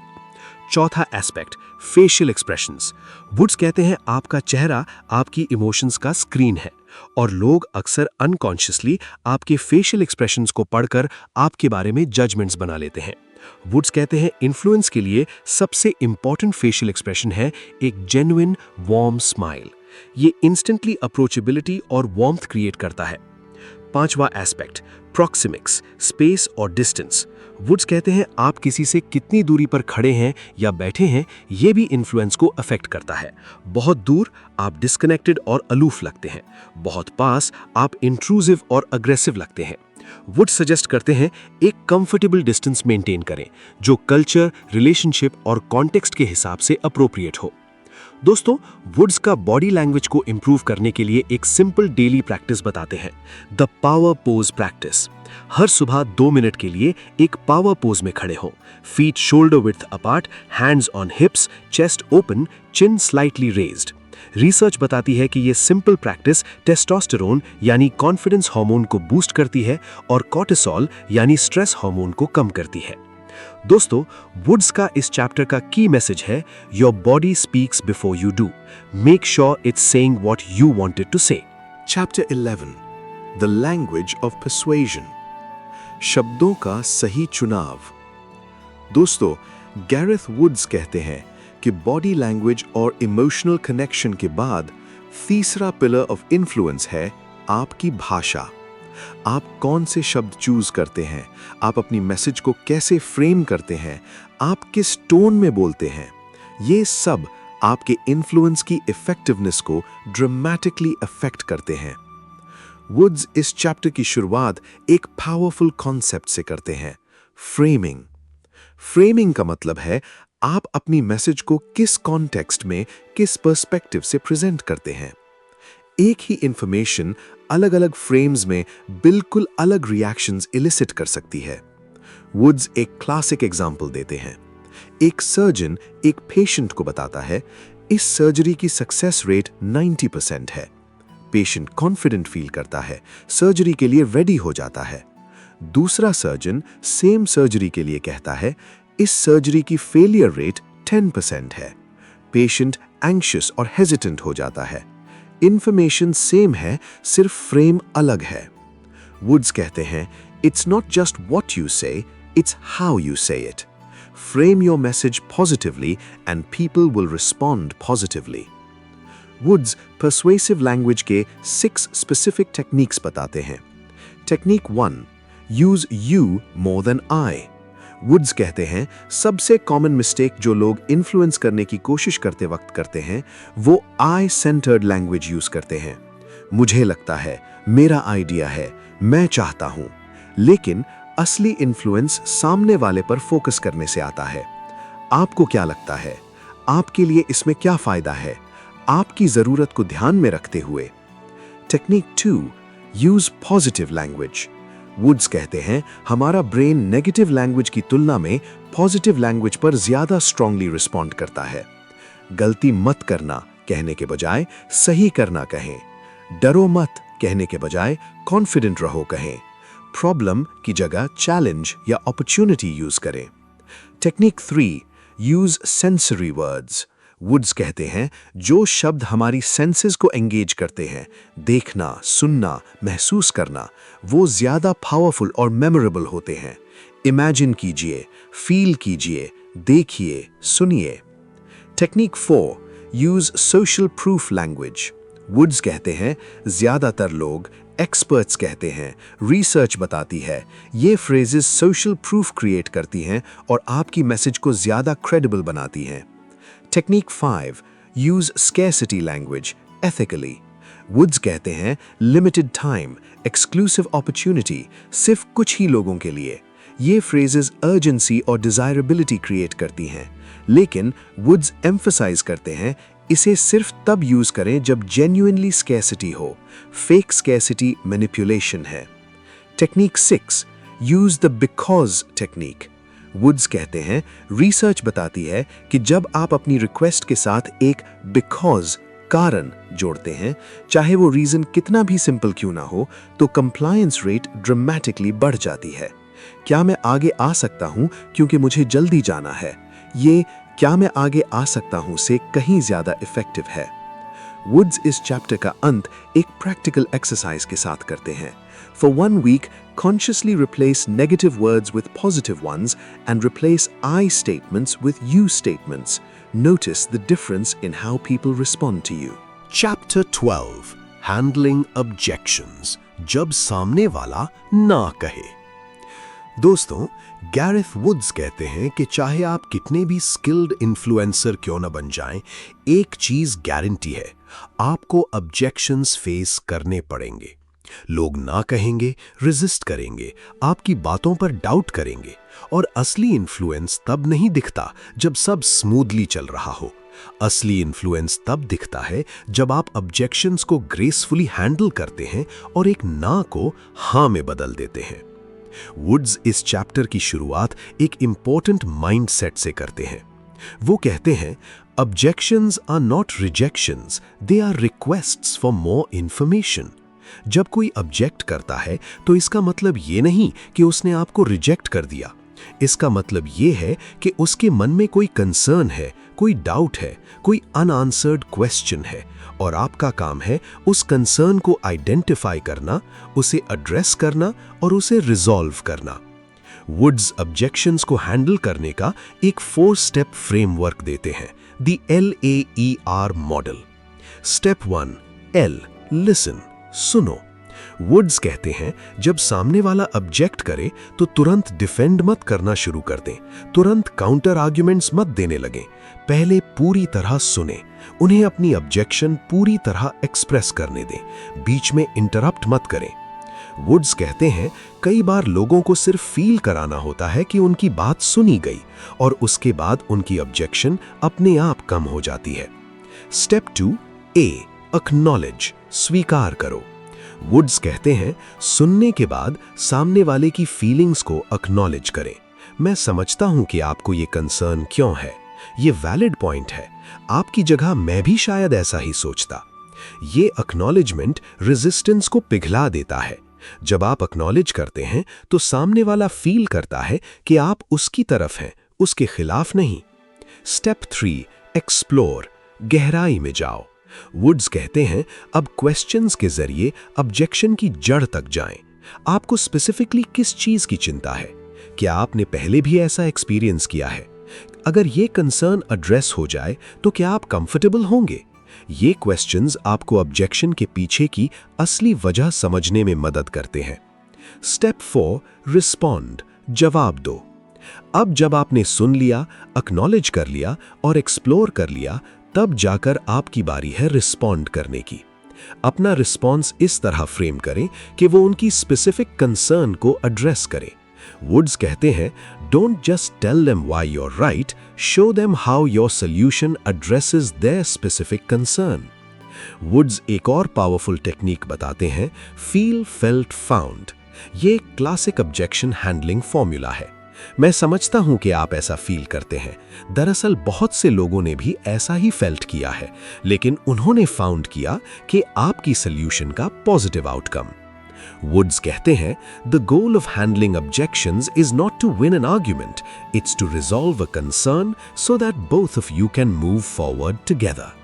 दोस्तों, गैरेथ वुड्स कहते हैं कि इन्फ्लुएंस और नेगोशिएशन एक ही कॉइन के 2 साइड्स हैं। हर नेगोशिएशन में आप दूसरे पक्ष को इन्फ्लुएंस करने की कोशिश कर रहे हैं, और हर इन्फ्लुएंस सिचुएशन में एक अंडरलाइंग नेगोशिएशन चल रही है, भले ही वो एक्सप्लिसिट ना हो। वुड्स इस चैप्टर की शुरुआत एक पावरफुल प्रिंसिपल से करते हैं, the best negotiations end with both parties feeling like they won. Woods कहते हैं, विन लूज नेगोशिएशन, जहां एक पक्ष जीतता है और दूसरा हारता है, शॉर्ट टर्म में वो सक्सेसफुल लग सकती है, लेकिन लॉन्ग टर्म में ये रिलेशनशिप्स खराब करती है, ट्रस्ट तोड़ती है और फ्यूचर अपॉर्चुनिटीज बंद कर देती है। असली master negotiators win win outcomes create करते हैं। वुड्स इफेक्टिव नेगोशिएशन के लिए 5 की स्ट्रैटेजीज बताते हैं। Strategy 1 prepare thoroughly. वुड्स कहते हैं, ज्यादातर फेल्ड नेगोशिएशंस पुअर प्रिपरेशन की वजह से फेल होती हैं। नेगोशिएशन में जाने से पहले अपना होमवर्क करें। आप क्या चाहते हैं? आपकी मिनिमम एक्सेप्टेबल टर्म्स क्या हैं? आपका बेस्ट ऑल्टरनेटिव यानी बैठना क्या है? सामने वाला क्या चाहता है? उनकी कंस्ट्रेंट्स क्या हैं? उनका बैठना क्या है? जितनी ज्यादा प्रिपरेशन उतनी ज्यादा कॉन्फिडेंस और उतना better outcome. Strategy 2, aim high but be realistic. Woods कहते हैं रिसर्च बताती है कि जो लोग अपनी ओपनिंग ऑफर में एम्बिशियस होते हैं लेकिन अनरियलिस्टिक नहीं, वो आमतौर पर बेहतर डील्स पाते हैं, क्योंकि आपकी ओपनिंग ऑफर एक एंकर सेट करती है और बाकी की नेगोशिएशन उसी एंकर के अराउंड घूमती है। Strategy 3, focus on interests not positions. Woods कहते हैं ये नेगोशिएशन का एक फंडामेंटल प्रिंसिपल है जो गेटिंग टू यस किताब से आया है। पोजीशन वो है जो आप कहते हैं कि आप चाहते हैं, मुझे 20% डिस्काउंट चाहिए। इंटरेस्ट वो है कि आप वो क्यों चाहते हैं, मेरा बजट लिमिटेड है और मुझे इस क्वार्टर में कॉस्ट्स कम करने हैं। वुड्स कहते हैं जब आप पोजीशंस के बजाय इंटरेस्ट्स पर फोकस करते हैं तो आपको क्रिएटिव सॉल्यूशंस मिलते हैं जो दोनों पक्षों के इंटरेस्ट्स को सेटिस्फाई करते हैं। Strategy 4, make the first offer strategically.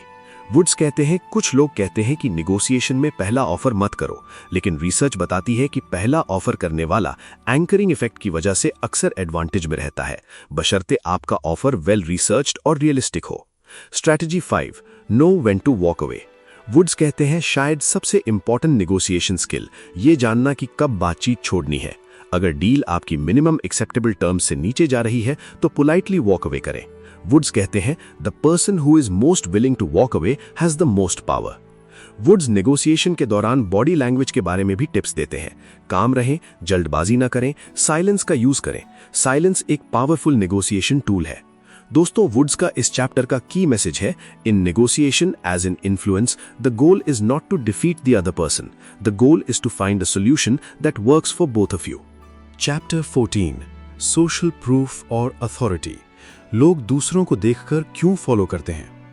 दोस्तों, गैरेथ वुड्स कहते हैं कि ह्यूमन साइकोलॉजी में दो बहुत पावरफुल प्रिंसिपल्स हैं जो हमारे डिसीजंस और बिहेवियर्स को डीपली इन्फ्लुएंस करते हैं, सोशल प्रूफ और अथॉरिटी। और अगर आप इन्हें समझ जाएं तो आपके पास इन्फ्लुएंस के दो बहुत पावरफुल टूल्स आ जाते हैं। ये दोनों प्रिंसिपल्स साइकोलॉजिस्ट रॉबर्ट सियाल्डिनी ने अपनी iconic book influence the psychology of persuasion में एक्सटेंसिवली रिसर्च किए थे और वुड्स उन्हीं प्रिंसिपल्स को प्रैक्टिकल एक्शनेबल तरीके से समझाते हैं।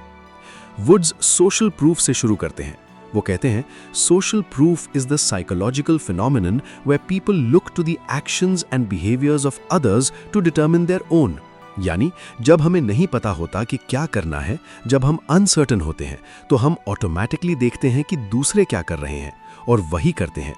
ये कोई कॉन्शियस डिसीजन नहीं है, ये हमारे ब्रेन का एक ऑटोमेटिक सर्वाइवल बेस्ड मैकेनिज्म है। हजारों साल पहले जब हमारे पूर्वज जंगलों में रहते थे तो ये मैकेनिज्म लाइफ सेविंग था। अगर आपने देखा कि आपकी ट्राइब के सब लोग एक दिशा में भाग रहे हैं तो आप ये सोचने में टाइम वेस्ट नहीं करते कि क्यों भाग रहे हैं, आप भी भागने लगते। जो लोग दूसरों को देखकर तुरंत रिएक्ट करते थे वो सर्वाइव कर गए, जो लोग रुककर एनालाइज करते थे वो शेर का खाना बन गए।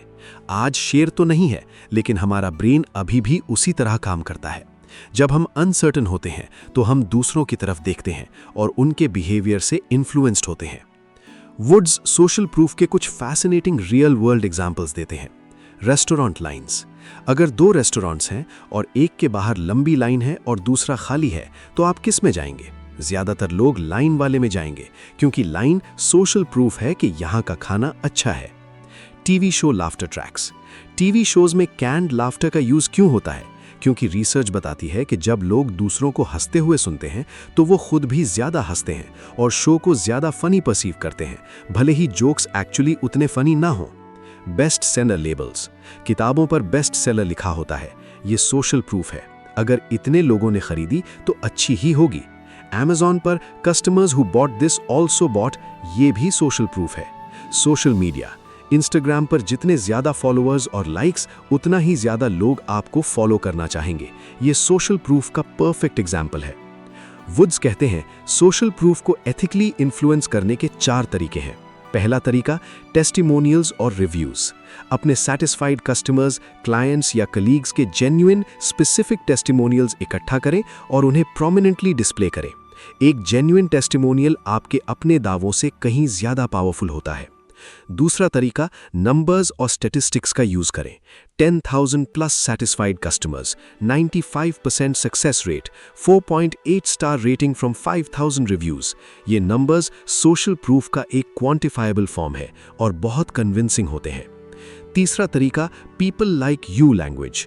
वुड्स कहते हैं सोशल प्रूफ तब सबसे ज्यादा इफेक्टिव होता है जब लोग उन लोगों को देखते हैं जो उनके जैसे हैं। हजारों लोग बिल्कुल आपकी तरह पहले ही ये कर चुके हैं और रिजल्ट्स देख चुके हैं। चौथा तरीका केस स्टडीज और success stories. Detailed case studies जो किसी स्पेसिफिक व्यक्ति या कंपनी के ट्रांसफॉर्मेशन को डॉक्यूमेंट करती हैं, बहुत पावरफुल सोशल प्रूफ होती हैं। अब वुड्स अथॉरिटी पर आते हैं। वो कहते हैं humans are programmed from childhood to respect and obey authority figures. बचपन से हमें सिखाया जाता है पेरेंट्स की बात मानो, टीचर्स की बात मानो, डॉक्टर्स की बात मानो, पुलिस की बात मानो, और ये प्रोग्रामिंग अडल्ट लाइफ में भी बनी रहती है। हम ऑटोमेटिकली अनकॉन्शियसली अथॉरिटी फिगर्स की बातों पर ज्यादा ट्रस्ट करते हैं और उनकी बात मानने के लिए ज्यादा इंक्लाइंड होते हैं। वुड्स एक फेमस एक्सपेरिमेंट का रेफरेंस देते हैं, मिलग्रिम एक्सपेरिमेंट। साइकोलॉजिस्ट स्टैनली मिलग्रिम ने पाया कि नॉर्मल डिसेंट लोग एक अथॉरिटी फिगर, व्हाइट कोट पहने साइंटिस्ट के कहने पर दूसरे इंसान को पेनफुल इलेक्ट्रिक शॉक्स देने को तैयार हो गए, सिर्फ इसलिए कि एक अथॉरिटी फिगर ने उन्हें ऐसा करने को कहा। यह एक्सपेरिमेंट अथॉरिटी के प्रति हमारी डीप ओबीडियंस को शॉकिंगली डेमोन्स्ट्रेट करता है। वुड्स कहते हैं अथॉरिटी को एथिकली प्रोजेक्ट और यूज करने के लिए अपनी जेन्युइन एक्सपर्टीज दिखाएं। आपके क्रेडेंशियल्स, आपका एक्सपीरियंस, आपकी अचीवमेंट्स, इन्हें अप्रोप्रिएटली शेयर करें।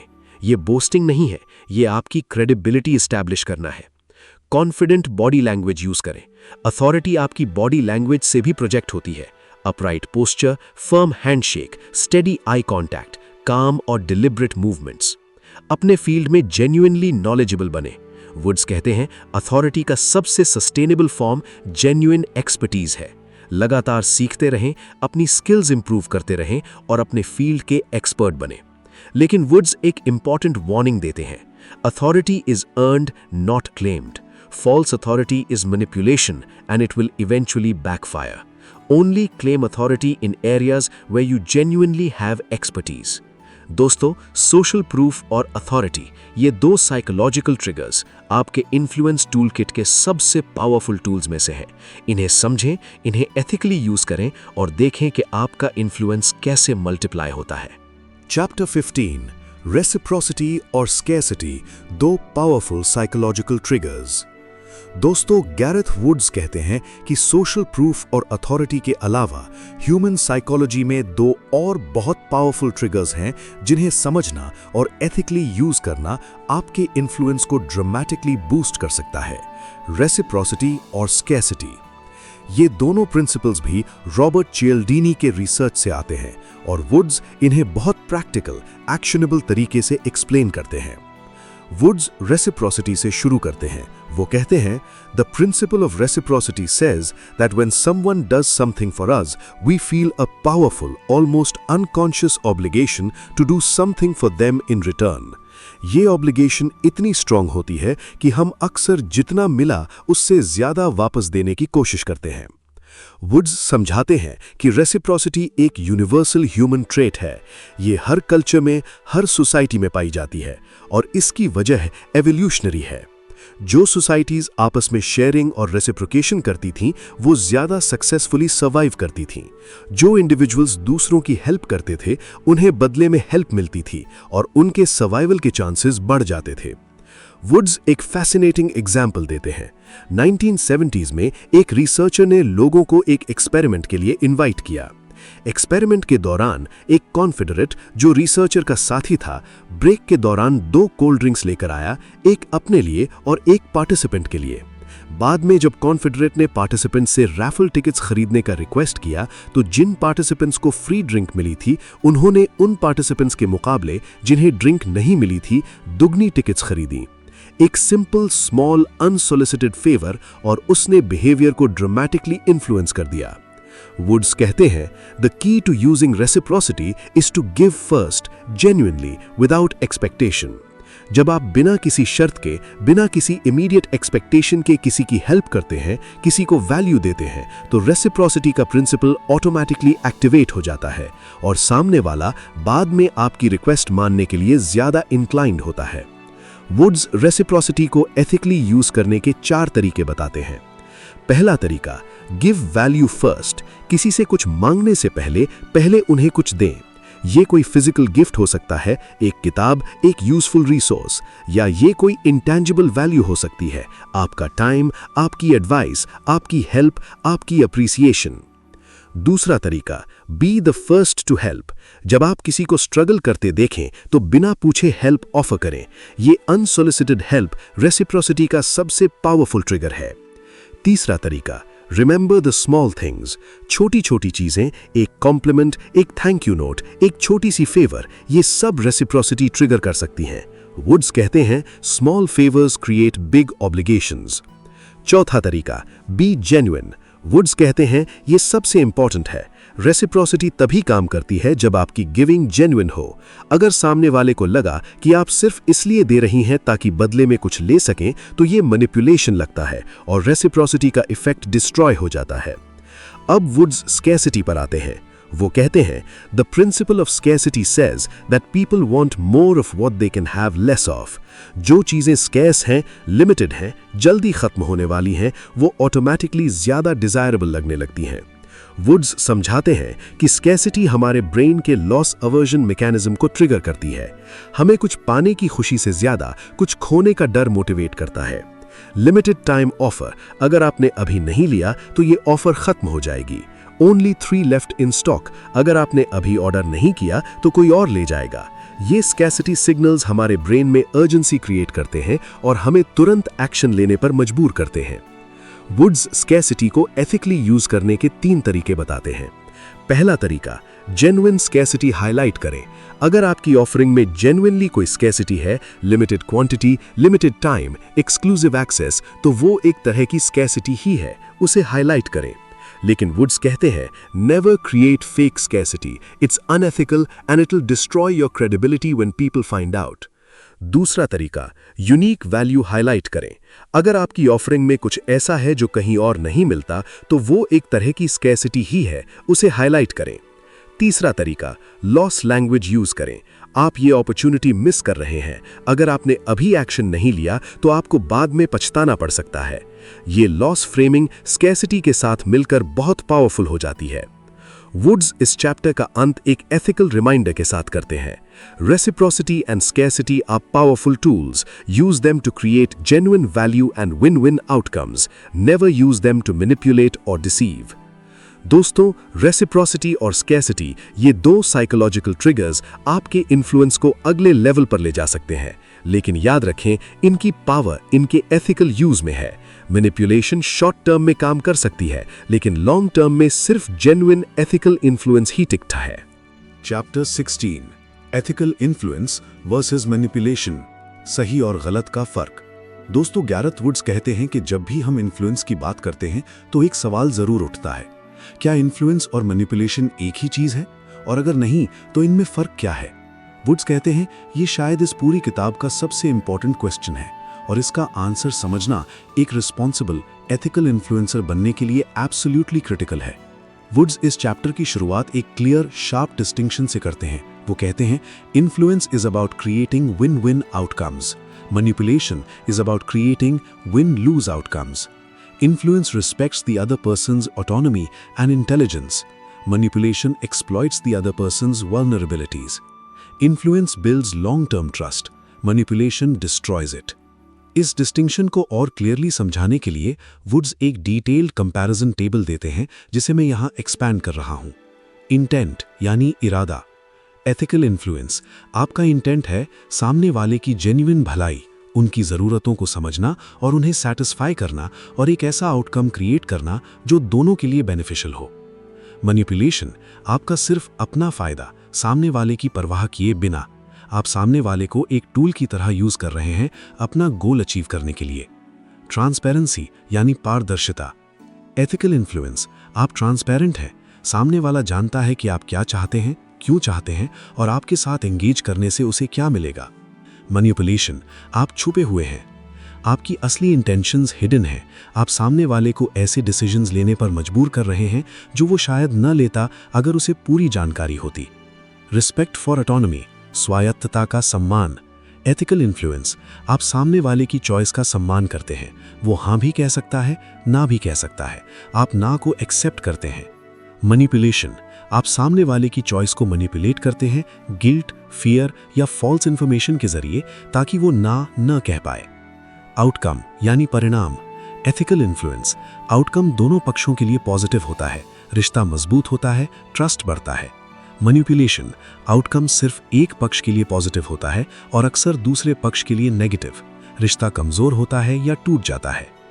टाइम होराइजन यानी समय सीमा।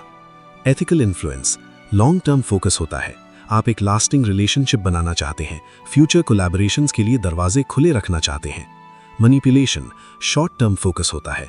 आप सिर्फ इमीडिएट गेन चाहते हैं, फ्यूचर की परवाह नहीं। वुड्स कुछ कॉन्क्रीट एग्जाम्पल्स देते हैं जो इस डिस्टिंक्शन को इलस्ट्रेट करते हैं। Example 1, the car sales person. Ethical influence, sales person आपकी ज़रूरतों को समझता है, आपका बजट, आपकी फैमिली साइज, आपका डेली कम्यूट। वो आपको वो कार रेकमेंड करता है जो एक्चुअली आपके लिए बेस्ट फिट हो, भले ही वो सबसे एक्सपेंसिव ना हो। वो ट्रांसपेरेंटली प्रोज और कॉन्स बताता है। मैनिपुलेशन, सेल्स पर्सन आपको सबसे एक्सपेंसिव कार बेचने की कोशिश करता है। वो हिडन फीस का मेंशन नहीं करता, वो प्रेशर टैक्टिक्स यूज करता है। ये ऑफर सिर्फ आज के लिए है। वो आपकी इनसिक्योरिटीज को एक्सप्लॉइट करता है। ये कार आपके स्टेटस के लिए परफेक्ट है। Example 2, the team leader. Leader अपनी टीम के मेंबर्स की स्ट्रेंथ्स, एस्पिरेशंस और कंसर्न्स को समझता है। वो टास्क्स इस तरह असाइन करता है जो टीम मेंबर्स की ग्रोथ में हेल्प करे। वो क्रेडिट शेयर करता है और ब्लेम लेता है। मैनिपुलेशन, लीडर अपनी टीम को सिर्फ अपने पर्सनल गोल्स के लिए यूज करता है। वो क्रेडिट लेता है और ब्लेम टीम पर डालता है। वो टीम मेंबर्स को एक दूसरे के खिलाफ खड़ा करता है। वुड्स कहते हैं, the line between influence and manipulation is not always obvious, but there is a simple test. Ask yourself, if the other person knew everything I know, my full intentions, my full reasoning, would they still make the same choice? If the answer is yes, it's likely ethical influence. If the answer is no, it's likely manipulation. Woods इस chapter का अंत एक powerful ethical framework के साथ करते हैं, the 3-way win test. कोई भी इन्फ्लुएंस अटेम्प्ट 3 क्राइटेरिया पर खरा उतरना चाहिए। क्या ये दूसरे व्यक्ति के लिए जेन्युइनली बेनिफिशियल है? क्या ये मेरे लिए जेन्युइनली बेनिफिशियल है? क्या ये लार्जर कम्युनिटी या ऑर्गेनाइजेशन के लिए बेनिफिशियल है या कम से कम हार्मफुल नहीं है? अगर तीनों का आंसर हाँ है तो आप एथिकल इन्फ्लुएंस कर रहे हैं। अगर किसी एक का भी नहीं है तो आप मैनिपुलेशन की तरफ जा रहे हैं और आपको रुक जाना चाहिए। दोस्तों, वुड्स का इस चैप्टर का सबसे important message, short term manipulation might get you what you want today, but only long-term ethical influence will build the reputation, the trust, and the relationships that get you what you want and deserve for life.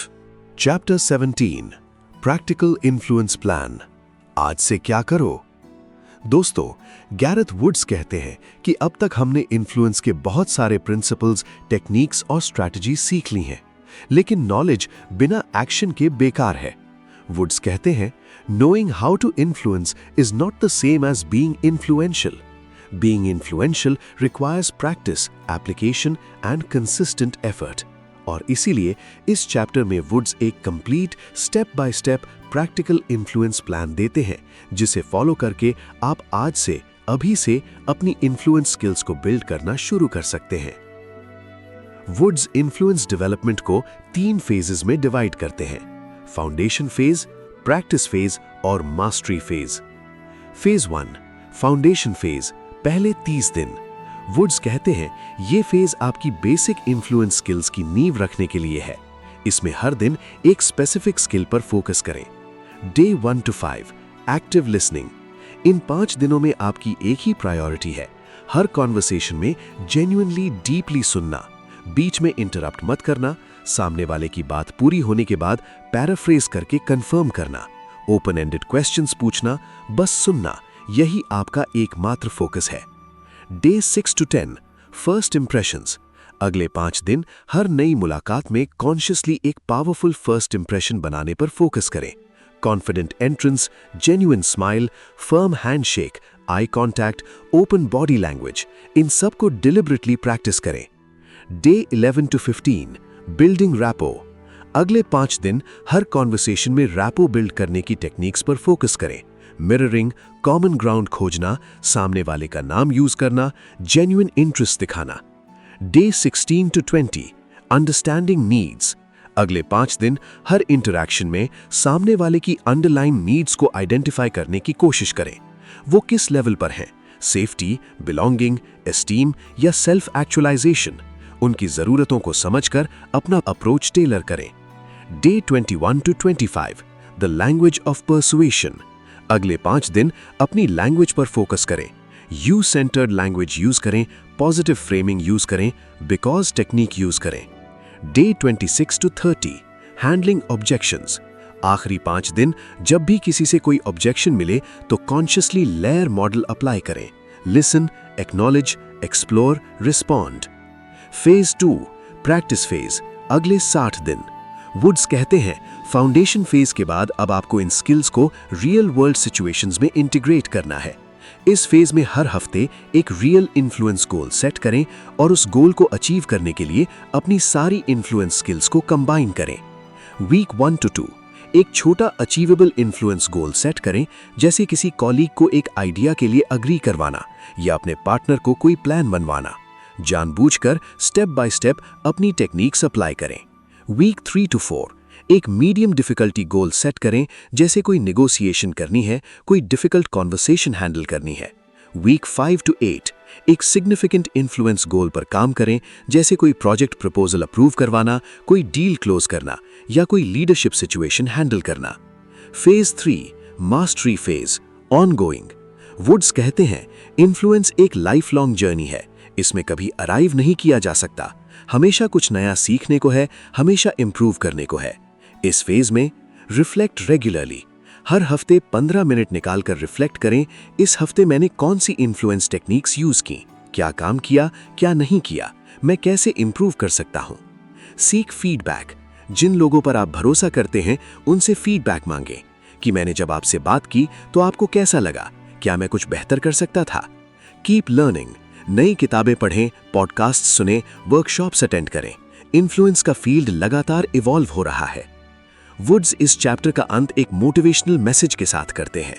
You don't have to be perfect, you just have to be a little better today than you were yesterday. Small, consistent improvements over time lead to massive transformation. Start today, take one small step and keep going. दोस्तों, ये practical plan आपके लिए एक road map है। इसे follow करें अपने pace पर और देखें कि कैसे आपका इन्फ्लुएंस दिन ब दिन, हफ्ते दर हफ्ते बढ़ता जाता है।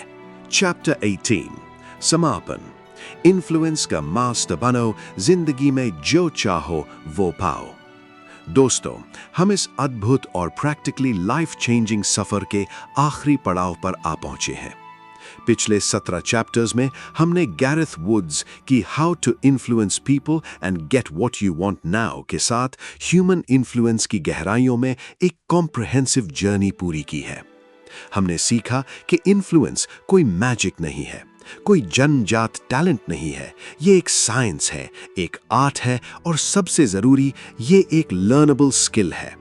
हमने समझा कि हमारी जिंदगी का हर दिन हम या तो दूसरों को इन्फ्लुएंस कर रहे हैं या दूसरों से इन्फ्लुएंस्ड हो रहे हैं, और जो लोग इस स्किल को कॉन्शियसली डेवलप करते हैं वो अपने रिजल्ट्स को ड्रामेटिकली इंप्रूव कर पाते हैं। हमने ह्यूमन साइकोलॉजी की गहराइयों को एक्सप्लोर किया, समझा कि लोग लॉजिकल नहीं इमोशनल डिसीजंस लेते हैं और असली इन्फ्लुएंस दिल को जीतने से आता है, दिमाग को नहीं। हमने फर्स्ट इंप्रेशन की क्रिटिकल इंपॉर्टेंस को समझा और सीखा कि पहले 7 सेकंड में कैसे एक लास्टिंग पॉजिटिव इम्पैक्ट बनाया जाए। हमने एक्टिव लिसनिंग की कला सीखी और जाना कि सुनना बोलने से कहीं ज्यादा पावरफुल इन्फ्लुएंस टूल है। हमने रैपो बिल्डिंग की टेक्निक सीखी, mirroring, common ground, genuine interest. हमने समझा कि लोगों की अंडरलाइंग नीड्स को आइडेंटिफाई करना और उन नीड्स को डायरेक्टली एड्रेस करना इन्फ्लुएंस की है। हमने क्वेश्चंस की पावर को जाना और सीखा कि सही सवाल पूछना सही जवाब देने से ज्यादा इन्फ्लुएंशियल होता है। हमने स्टोरी टेलिंग का जादू समझा और जाना कि एक अच्छी कहानी फैक्ट्स और डेटा से कहीं ज्यादा पावरफुल क्यों होती है। हमने इमोशनल इंटेलिजेंस के 4 कंपोनेंट्स को समझा: self awareness, self management, social awareness और रिलेशनशिप मैनेजमेंट, और जाना कि EQ इन्फ्लुएंस का एक कोर पिलर है। हमने बॉडी लैंग्वेज के सीक्रेट सीखे: posture, gestures, eye contact, facial expressions और स्पेस का यूज। हमने पर्सुएसिव लैंग्वेज की टेक्निक सीखी: framing, positive language, you centred communication. हमने ऑब्जेक्शंस को हैंडल करने का LAER मॉडल सीखा। हमने नेगोशिएशन स्किल्स एक्सप्लोर की और जाना कि विन विन आउटकम्स कैसे क्रिएट करें। हमने सोशल प्रूफ, अथॉरिटी, रेसिप्रोसिटी और स्कैर्सिटी, इन 4 पावरफुल साइकोलॉजिकल ट्रिगर्स को समझा और सीखा कि इन्हें एथिकली कैसे यूज करें। और सबसे जरूरी, हमने एथिकल इन्फ्लुएंस और मैनिपुलेशन के बीच का क्लियर, शार्प डिफरेंस समझा। लेकिन अब सबसे इंपॉर्टेंट सवाल, now what?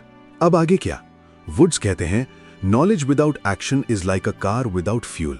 It looks good but it won't take you anywhere. तो अब वक्त है इस नॉलेज को एक्शन में बदलने का। वुड्स रीडर्स को एक फाइनल चैलेंज देते हैं, द 30-day इन्फ्लुएंस चैलेंज। अगले 30 दिनों में हर दिन कॉन्शियसली, डेलिबरेटली अपनी इन्फ्लुएंस स्किल्स को प्रैक्टिस करें। चैप्टर 17 में दिए गए प्लान को फॉलो करें, छोटे छोटे गोल सेट करें और उन्हें अचीव करने के लिए अपनी टेक्निक्स यूज करें। और हर दिन के अंत में एक जर्नल में रिफ्लेक्ट करें, आज मैंने क्या ट्राई किया, क्या काम किया, मैंने क्या सीखा। वुड्स कहते हैं, you don't become influential overnight, you become influential by making small consistent improvements day after day, week after week, month after month, and one day you look back and realise how far you've come। दोस्तों, stories of जिंदगी पर हमारा ये सफर यहीं समाप्त होता है, लेकिन आपका सफर एक मास्टर इन्फ्लुएंसर बनने का अभी शुरू हुआ है। हम उम्मीद करते हैं कि ये सफर आपके लिए उतना ही वैल्यूएबल रहा जितना हमारे लिए इसे आप तक लाना। अगर आपको लगता है कि ये बातें आपकी किसी अपने के काम आ सकती हैं, तो ये वीडियो उनके साथ जरूर शेयर कीजिए। और हाँ, अगर आप अभी तक स्टोरीज ऑफ जिंदगी के सब्सक्राइबर नहीं हैं, तो नीचे जाकर वो लाल बटन दबा दीजिए, बेल आइकन भी दबा दीजिए, ताकि हमारी आने वाली हर लाइफ चेंजिंग किताब की समरी सबसे पहले आप तक पहुंचे। लाइक करें, शेयर करें और कमेंट्स में जरूर बताएं कि इस पूरे सफर में आपको सबसे पावरफुल लेसन क्या लगा और आप आज से अपनी इन्फ्लुएंस स्किल्स इंप्रूव करने के लिए कौन सा एक कदम उठाने वाले हैं। आखिर में गैरेथ वुड्स के ही शब्दों में, influence is not about making people do what you want, it's about becoming the kind of person others want to say yes to. It's about building relationships based on trust, respect, and mutual benefit. It's about creating value, not just for yourself, but for everyone you interact with. That's the secret of true, lasting, ethical influence. तो दोस्तों, वो इंसान बनो जिसे लोग हाँ कहना चाहते हैं। ट्रस्ट, रिस्पेक्ट और जेन्युइन कनेक्शन पर बेस्ड रिलेशनशिप्स बिल्ड करो। और सिर्फ अपने लिए नहीं, बल्कि हर उस इंसान के लिए वैल्यू क्रिएट करो जिसके साथ तुम इंटरैक्ट करते हो। यही सच्चे, लास्टिंग, एथिकल इन्फ्लुएंस का सीक्रेट है। अपना ख्याल रखिए और याद रखिए, आपका इन्फ्लुएंस आपकी सबसे बड़ी करेंसी है। इसे वाइजली इन्वेस्ट करें, एथिकली यूज करें और देखें कि कैसे आपकी जिंदगी और आपके आसपास के लोगों की जिंदगी बेहतर होती जाती है।